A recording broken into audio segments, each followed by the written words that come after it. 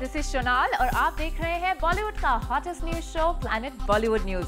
हम आपको देंगे बॉलीवुड की सारी लेटेस्ट खबरें, लेकिन उससे पहले let's check out today's headlines.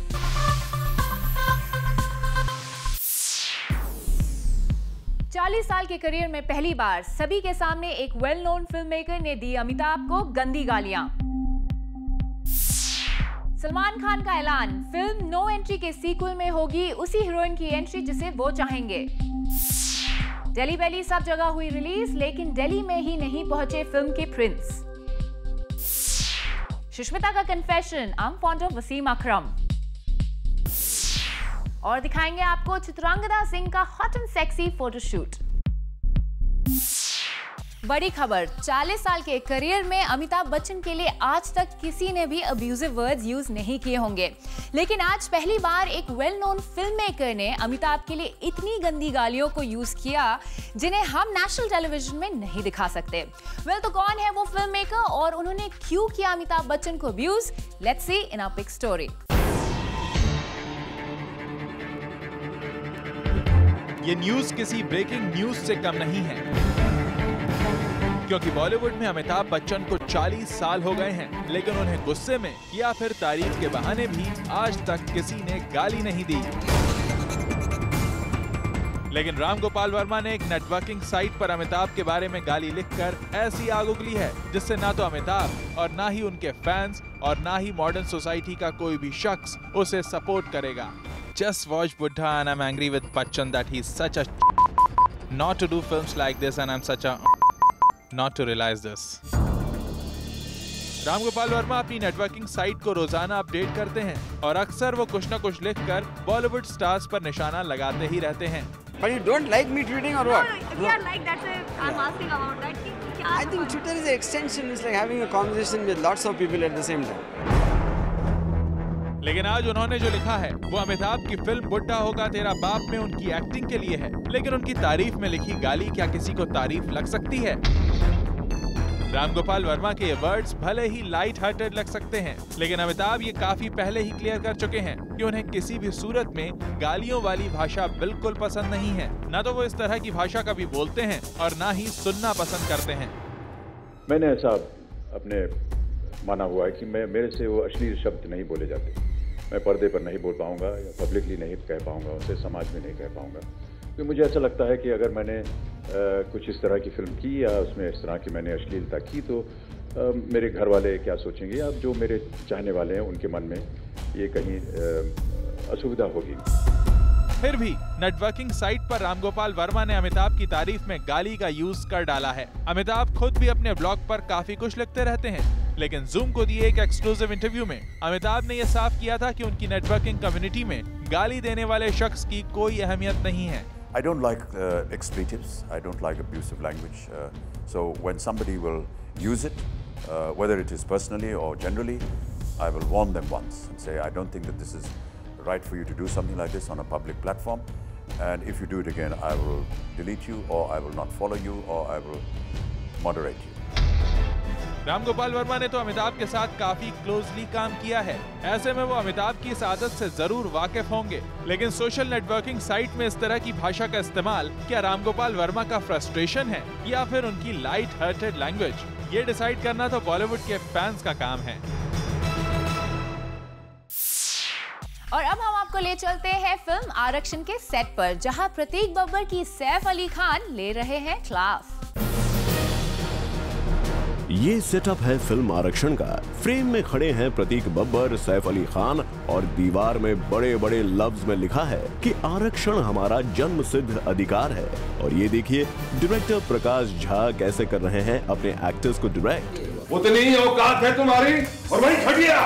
बात आप ये सोच रहे होंगे कि इसमें कौन सी बड़ी बात है, ये तो हर नॉर्मल फिल्म के सेट्स की कहानी है। तो हम आपको दिखाते हैं इस ऑन लोकेशन की खास बात। यहाँ प्रतीक की ली जा रही है क्लास, क्योंकि प्रतीक को डायलॉग डिलीवरी में हो रही है भारी प्रॉब्लम्स। कॉलेज की एक ईंट जोड़कर इस कॉलेज को पहचान देख रहे हैं ना आप कैसे प्रतीक को एक ही डायलॉग को बोलने में हो रही हैं प्रॉब्लम्स। ठीक कहा आपने। हमें मेहनत सिखाएंगे आप। उतनी औकात है तुम्हारी। आपकी देश को। बट सैफ कर रहे हैं प्रतीक की हेल्प। वो बता रहे हैं प्रतीक को कि कैसे आई टू आई कांटेक्ट रखते हुए प्रतीक कंसंट्रेट करके कहें अपने डायलॉग्स, और फाइनली इतनी मेहनत के बाद प्रतीक कह देते हैं अपने डायलॉग्स ठीक से। ठीक है आपने, मगर आप लोगों को तो सब कुछ पॉकेट में चाहिए। सच तो ये है कि कंपटीशन से डरते हैं आप।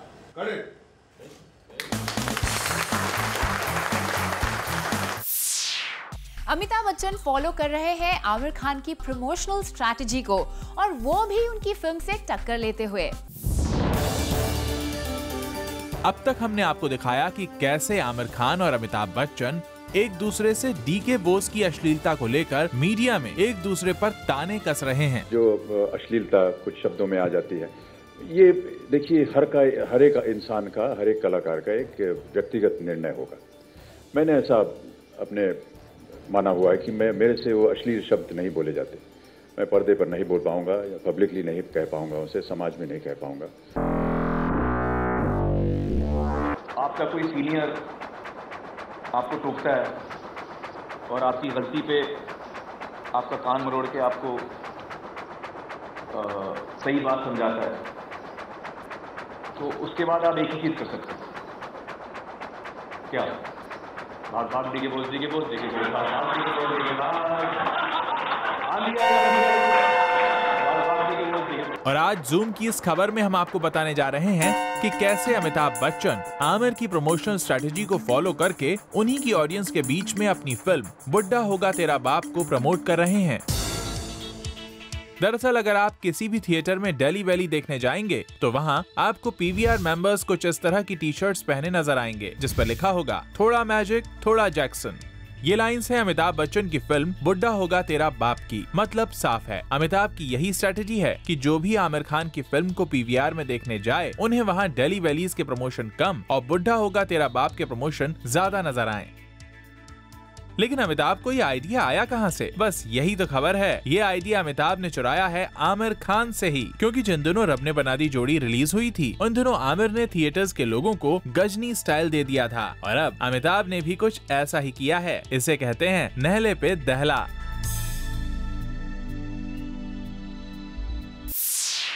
डेली वैली आज पूरे इंडिया में रिलीज हुई, लेकिन अफसोस जिस सिटी पर ये फिल्म बेस्ड है उसी सिटी में नहीं, क्योंकि जूम को पता चला है कि दिल्ली के कई थिएटर्स में पहुंच ही नहीं पाए फिल्म के प्रिंस।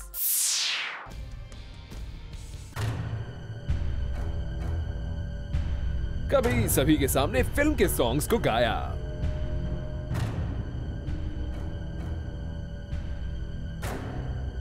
तो कभी सबको बताया कि उनके सॉन्ग्स में नहीं है कोई problem. It's the English version, एक alternate version है रन डी के बोस डी के, रन डी के बोस डी के। यहाँ पे फिर से गा सकते हो। हाँ, रन डी के बोस डी के। प्रॉब्लम क्या है? रन डी के बोस डी के। What is the problem? You people have very dirty minds यार। वेल, डेली वैली की स्टार कास्ट और प्रमोशन टीम ने इतनी मेहनत करके किया फिल्म का प्रमोशन, पर जब रिलीज डेट आई तो फिर गया सारी मेहनत पर पानी। इमरान खान तो हो गए थे दिल्ली में shift to promote the movie, but क्या फायदा अगर मूवी दिल्ली में ही रिलीज ना हो? जी हाँ, सोर्सेज ने जूम को दी खबर कि दिल्ली में कई मल्टीप्लेक्सेस में रिलीज ही नहीं हुई डेली वैली। वजह बताई गई टेक्निकल फॉल्ट, और सारे एडवांस टिकट्स हो गए कैंसिल। तो जब एक तरफ आमिर का परफेक्शन काम आया फिल्म की हाइप क्रिएट करने के लिए, वहीं पर परफेक्शनिस्ट खान हो गए डिस्ट्रीब्यूशन में फेल, क्योंकि डेली वैली के प्रिंस टेक्निकल फॉल्ट की वजह से दिल्ली में ही नहीं पहुंच पाए।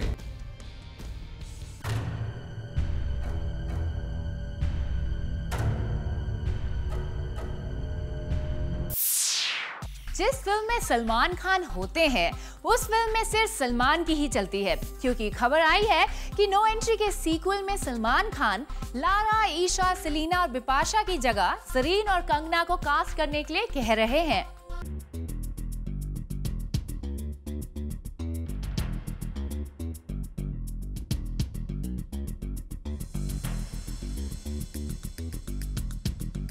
यहाँ भी वहाँ भी हर तरफ सलमान का ऐसा जलवा है कि जहाँ भी सलमान जाते हैं सिर्फ उनकी ही चलती है। कल तक सलमान के कहने पर सिने एसोसिएशन ने कटरीना को कुछ नहीं कहा था। सलमान भाई की बात है, सलमान भाई हमारी नाक है भाई। और अब सुनिए आज की लेटेस्ट खबर। सलमान खान के कहने पर नो एंट्री के सीक्वल की पूरी स्टार कास्ट चेंज की जा रही है। दरअसल अनीस बाज़मी तो चाहते थे कि नो एंट्री के सीक्वल में original star cast Bipasha, Lara, Esha Deol और सलीना जेटली ही रहे, लेकिन जैसे ही सलमान की एंट्री हुई उन्होंने सब कुछ बदल दिया। सलमान अब चाहते हैं कि फिल्म में इन हीरोइंस की जगह जरीन खान और कंगना रनौत को कास्ट किया जाए। अब जो सलमान चाहते हैं भला उसे कौन ताक सकता है, खासकर अनीस बाज़मी तो बिल्कुल नहीं। उन्होंने एक बार सलमान से बैंकॉक में पंगा लिया था, उसका हर्जाना अभी तक भुगत रहे हैं। वैसे सलमान फिल्म नो एंट्री के सीक्वल में सिर्फ हीरोइंस ही अपनी चाहत की नहीं, रोल भी अपने ढंग से ही रख रहे हैं। जहां पिछली बार सलमान की सिर्फ एक गेस्ट अपीयरेंस ही थी, वहीं इस बार सलमान लीड रोल में हैं।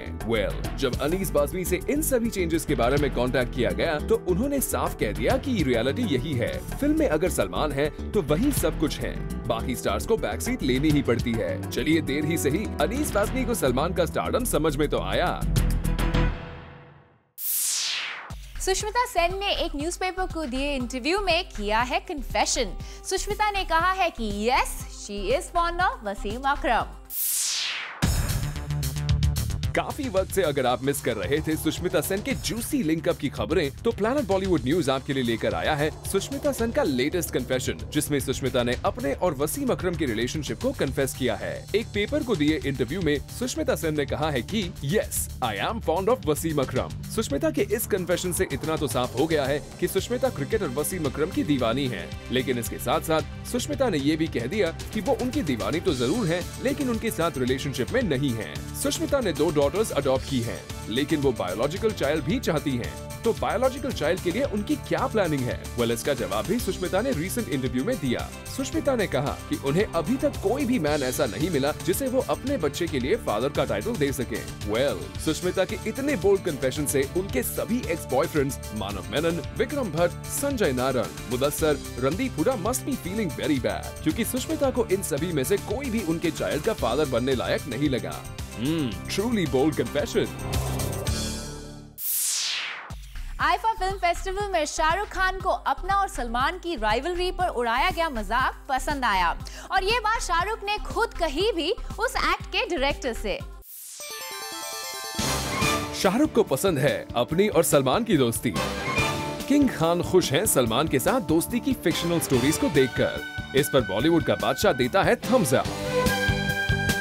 ऐसा ही कुछ उन्होंने किया जब उनकी आंखों के सामने उड़ाया गया था सलमान के साथ उनकी राइवलरी का मजाक। आईफा में एक गैग के जरिए दिखाया गया था कि सलमान और शाहरुख एक हो जाते हैं।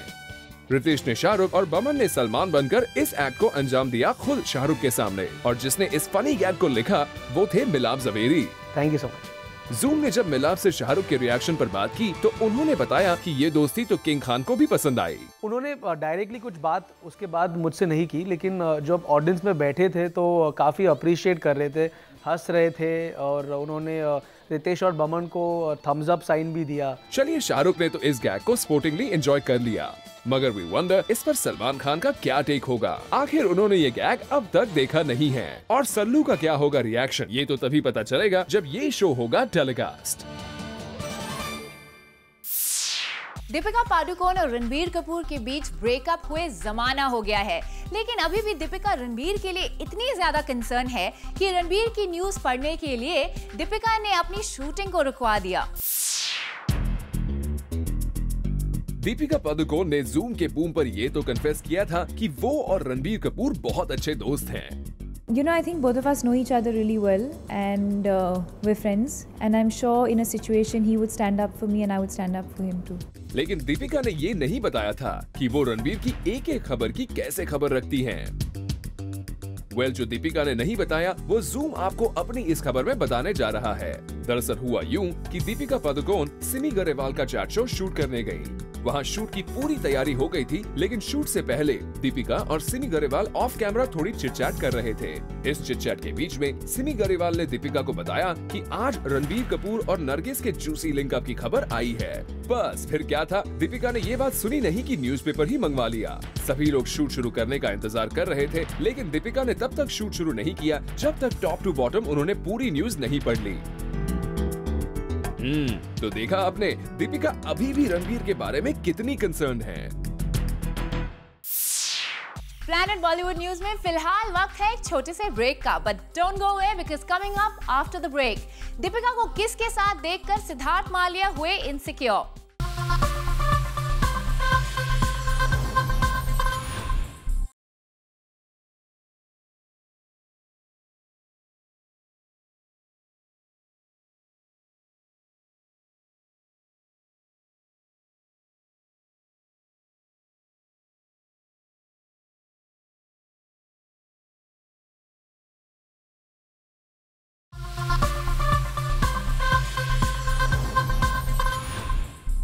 मधुर भंडारकर और उनके प्रोडक्शन हाउस को अब सावधान रहना होगा, क्योंकि सिने एसोसिएशन का कहना है कि अगर उन तक ऐश्वर्या की कंप्लेंट आती है तो they will take legal action. अगर ऐश्वर्या जी को शिकायत होगी, अगर उनको फिल्म से हटाया गया और ऐश्वर्या जी को शिकायत होगी, अगर वो हमारे पास हमारे पास ये रिपोर्ट आती है, उनकी ये एप्लीकेशन आती है, certainly we are going to bounce back.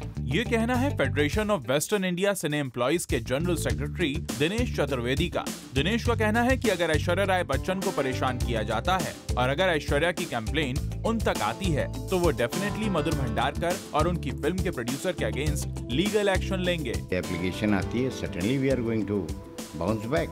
क्योंकि दिनेश चतुर्वेदी नहीं चाहते कि उनके किसी भी आर्टिस्ट के करियर के साथ खिलवाड़ हो। करियर के साथ आप खिलवाड़ नहीं कर सकते। दरअसल ये सारा बखेड़ा तब खड़ा हुआ जब मीडिया में ऐसी खबरें आईं कि मधुर भंडारकर से ऐश्वर्या बहुत नाराज हैं, क्योंकि उन्हें पहले फिल्म में उनके डांस नंबर्स के बारे में नहीं बताया गया था और अब मधुर उनके साथ शूट नहीं कर रहे हैं। बात तब और ज्यादा बढ़ गई जब ऐसी खबरें आने लगी कि मधुर ने ऐश्वर्या को अब फिल्म का पार्ट ही नहीं रखा है। हालांकि इस खबर पर यूटीवी प्रोडक्शन हाउस की तरफ से ऑफिशियल क्लैरिफिकेशन भी आया, लेकिन इसमें भी ये बात क्लियर नहीं हो पाई कि ऐश्वर्या अभी भी हीरोइन का पार्ट है या फिर नहीं। अब अगर ऐसे में ऐश्वर्या खफा होकर federation of Western India Cine employees में कंप्लेंट कर देती हैं, तो सिनेमा ग्रुप्स तैयार हैं मधुर भंडारकर और प्रोडक्शन हाउसेस को आड़े हाथों लेने के लिए। सो मधुर, आप थोड़ा सोच समझकर ही डिसीजन लीजिएगा। सिद्धार्थ मालिया हो गए हैं इतने इनसिक्योर कि वो दीपिका को लेने लंदन तक चले गए। लेकिन क्यों हुई सिद्धार्थ को इतनी इनसिक्योरिटी, चलिए पता करते हैं। मैं जवाब दूंगी भी नहीं, so it's pointless that you are even asking me. Deepika Padukone खुद तो अपने रिलेशनशिप के बारे में कभी कुछ नहीं बताती, लेकिन जूम पर हम आपको दीपिका पादुकोण के रिलेशनशिप की एक इंटरेस्टिंग खबर जरूर देने जा रहे हैं। और खबर ये है कि दीपिका की लंदन में किसी और के साथ पार्टी करने की खबर आई तो सिद्धार्थ इतने इनसिक्योर हो गए कि उन्हें लंदन तक खुद लेने चले गए, क्योंकि दोनों को लंदन से एक साथ वापस आते हुए मुंबई एयरपोर्ट में स्पॉट किया गया। दरअसल हुआ यूं कि दीपिका आजकल लंदन में कॉकटेल की शूटिंग कर रही थी और लंदन से मीडिया में खबर आई कि वो किसी अनआइडेंटिफाइड मैन के साथ पब में पार्टी कर रही हैं। बस ये खबर मीडिया में आई नहीं कि सिद्धार्थ सीधा पहुंच गए लंदन और सिद्धार्थ को वहां जाकर पता चला कि जिस मैन के साथ दीपिका पार्टी कर रही थी वो उनकी फिल्म के डायरेक्टर होमी अज्जानिया थे। सिद्धार्थ की टेंशन तो खत्म हो गई, लेकिन एक टेंशन अभी भी बाकी है और वो ये कि आजकल दीपिका सिद्धार्थ से थोड़ी थोड़ी दूर रहने लगी हैं। कहीं इसकी वजह सिद्धार्थ की एक्सेसिव एनर्जी तो नहीं, क्योंकि दीपिका ने रिसेंटली एक चैट शो में कहा था कि वो सिद्धार्थ की एक्सेसिव एनर्जी से बहुत परेशान है। प्लैनेट बॉलीवुड न्यूज में फिलहाल वक्त है एक और छोटे से ब्रेक का, but don't go away because coming up after the break, Chitrangada Singh का hot and sexy photoshoot.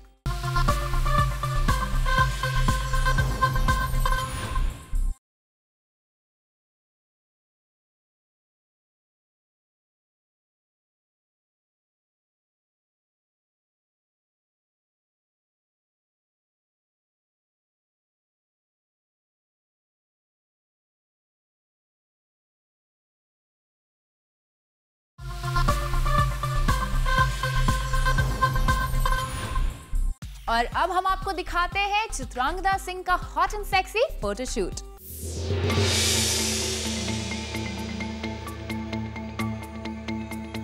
Chitrangada is known for her glamorous looks and style, इसलिए कैमरा लेंस भी करती है उनको कुछ ज्यादा पसंद। हमने एक बार और कैप्चर किया चित्रांगदा को while doing a photoshoot, जहां वो लग रही हैं काफी hot in this new look, especially her new hairstyle, which is making her look really sexy. Chitrangada का पूरा फोटोशूट था काफी जेस्टफुल एंड एलिगेंट। ये है उनका फर्स्ट लुक, जहां उन्होंने पहना तो है एक dark blue gown, but the drapes given to the gown on the shoulder make it look like a sari's pallu. In this entire look, what grabbed our attention was the embellished neck piece with that blue motif stone in the center, which added to the beauty of the entire look. कुछ ऐसा ही unique था इनका दूसरा attire भी, जो कि था तो एक short dress, but the entire look of the dress was quite appealing and it was really unconventional. In her third look, she was seen donning a green draped dress along with a beautiful stole which looked like an embellished neck piece. No doubt कि इस attire की खास बात थी the stole worn by Chitrangada, but the green shaded eyes and the bronze look added to the style of the look. वैसे हमें तो ये look काफी पसंद आया। आपका क्या कहना है इसके बारे में Chitrangada? It's James Ferreira. It's a draped dress. I love it especially because it's so simple and it's just doing everything right. It's tucked to the right places and it's just so flattering. Well, we loved it too, Chitrangda. In fact, not just this look, we loved the entire photoshoot. All that we can say about this photoshoot is that it had the right amount of oomph and the perfect blend of grace, beauty and style. With this, it's a wrap. See you tomorrow at 7 p.m. for your daily dose of B-Town's hottest news, gossip and scoops on Planet Bollywood News. Till then, keep watching Zoom, India's #1 Bollywood channel.